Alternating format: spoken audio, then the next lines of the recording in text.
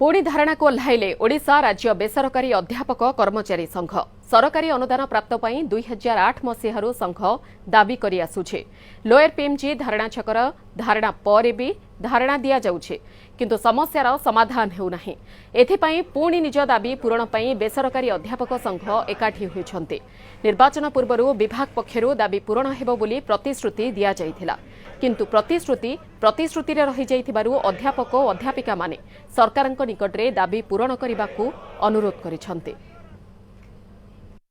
आमे 14 वर्ष कोन रिटायर्ड हो गला परे मध्य आमे सरकारी अनुदान पाइबु नाही। एही जनमंगल राष्ट्र रे आम राज्यर मुख्यमंत्री को एजी हाथ जोड़ी प्रार्थना करूची दयाकोरी आम तेल लुण संसार कथा किछि बुझंतु। आमे सरकार को कहबा चाहूँ जे सरकार को आमे सम्मान दउचु। सरकार सब कार्य आमे जेहेतु करूचु तो सरकार आमको आमर प्राप्य दियंतु ताहले आमर मन आहुरी श्रद्धा लागिबो, आमर कार्य आहुरी सुदृढ़ हबो।